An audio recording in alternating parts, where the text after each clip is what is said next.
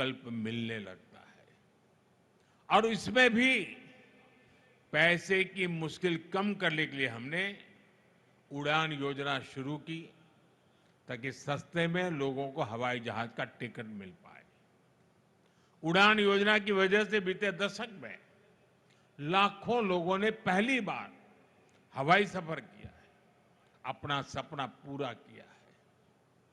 साथियों, नए एयरपोर्ट बनने और उड़ान योजना से लोगों को तो सुविधा मिली है, और साथ ही भारत दुनिया का तीसरा बड़ा डोमेस्टिक एविएशन मार्केट भी बना है। अब तो हमारी एयरलाइंस लगातार अपना विस्तार कर रही है, और लोगों के लिए आश्चर्य होता है जब दुनिया के लोग जानते हैं अकेले हिंदुस्तान से इन दिनों हवाई जहाज बनाने वाली कंपनियों के पास करीब करीब 1000 नए हवाई जहाज का ऑर्डर बुक पड़ा है। इससे नए pilots, cabin crew, engineers, ground workers के लिए नए अवसर बन रहे हैं। साथियों, जब जहाज बढ़ते हैं तो मेंटेनेंस, रिपेयर का काम भी बढ़ता है। इसके लिए भी हम भारत में ही नई सुविधाएं बना रहे हैं। हमारा लक्ष्य है कि इस दशक के अंत तक भारत एक बड़ा एमआरओ हब बने। इसमें भी भारत की युवाओं के लिए रोजगार के अनेक नए अवसर बन रहे हैं। साथियों, आज भारत दुनिया का सबसे युवा देश है। हमारी ताकत हमारे नौजवान है। इसलिए हमारी हर नीति का फोकस युवाओं को ज्यादा से ज्यादा रोजगार के अवसर देने पर है। जब इंफ्रास्ट्रक्चर पर अधिक निवेश होता है तब रोजगार पैदा होता है। जब 76,000 करोड़ रुपए की लागत से वाडवण जैसा पोर्ट बनता है तब जाकर के रोजगार पैदा होता है। जब व्यापार बढ़ता है, लॉजिस्टिक्स से जुड़े सेक्टर को गति मिलती है, तब अनगिनत रोजगार बढ़ते चले जाते हैं। भाइयों और बहनों, हम उन संस्कारों में पले बड़े हैं जहां राष्ट्र नीति ही राजनीति का आधार है। हमारे लिए इंफ्रास्ट्रक्चर पर लगने वाला एक एक पैसा देशवासियों की सुविधा और सामर्थ्य को बढ़ाने का माध्यम है। लेकिन दूसरी तरफ देश में एक ऐसी राजनीतिक धारा भी रही है जो जनता की सुविधा नहीं, सत्ता की सुविधा को ऊपर रखती है। ये वो लोग हैं जो विकास के काम में रुकावट डालते हैं, घोटाले घपले करके विकास के जुड़े प्रोजेक्ट्स को पटरी से उतार देते हैं।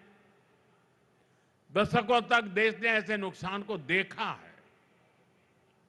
साथियों, आज जिस मेट्रो लाइन का लोकार्पण हुआ है, ये उन लोगों के कारनामों की याद भी दिलाता है। मैं उसके भूमि पूजन में शामिल हुआ था। तब मुंबई के लाखों परिवारों को उम्मीद जगी थी कि उनकी परेशानियां कम होगी। लेकिन फिर कुछ समय के लिए जो सरकार आई, उसने ये काम ही रोक दिया। उनको सत्ता मिली, लेकिन देश को हजारों करोड़ रुपए का नुकसान हुआ। इतने सालों तक असुविधा हुई। अब ये मेट्रो लाइन बनने से 2-2.5 घंटे का सफर 30-40 मिनट में हो जाएगा। जिस मुंबई में एक एक मिनट का महत्व है, वहां 3-4 साल तक इस सुविधा से मुंबईकर वंचित रहे। ये किसी पाप से कम नहीं है। साथियों, पिछले 11 वर्षों से देशवासियों का जीवन आसान बनाने पर, ईज ऑफ लिविंग पर बहुत अधिक जोर दिया जा रहा है।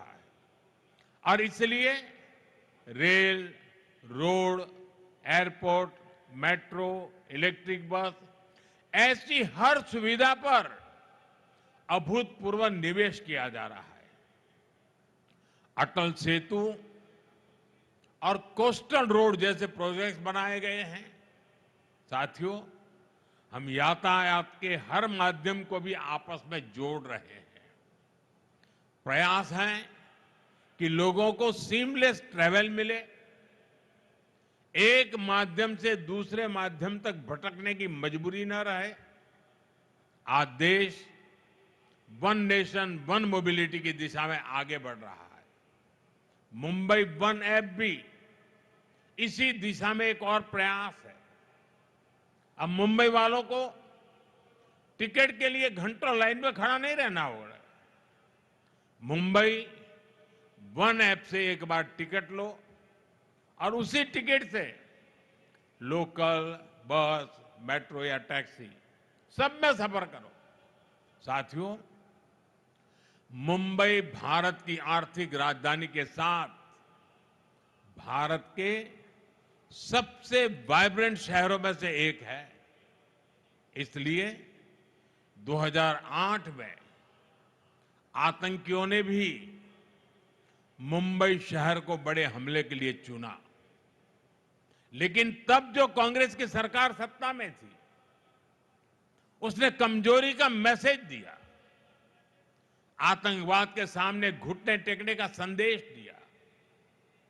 अभी अभी हाल में कांग्रेस के एक बड़े नेता, जो देश के गृह मंत्री तक रह चुके हैं, उन्होंने एक इंटरव्यू में बहुत बड़ा खुलासा किया है। उन्होंने दावा किया है कि मुंबई हमले के बाद हमारी सेनाएं पाकिस्तान पर हमला करने को तैयार थी। पूरा देश भी उस समय यही चाहता था, लेकिन उस कांग्रेस नेता की माने तो किसी दूसरे देश के दबाव के कारण तब कांग्रेस सरकार ने भारत की सेनाओं को पाकिस्तान पर हमला करने से रोक दिया था। कांग्रेस को यह बताना होगा कि वो कौन था जिसने विदेशी दबाव में फैसला लिया, जिसने मुंबई की देश की भावना से खिलवाड़ किया। और देश को ये जानने का हक है, कांग्रेस की इस कमजोरी ने आतंकवादियों को मजबूत किया, देश की सुरक्षा को कमजोर किया, जिसकी कीमत देश को बार बार जाने गंवाकर चुकानी पड़ी।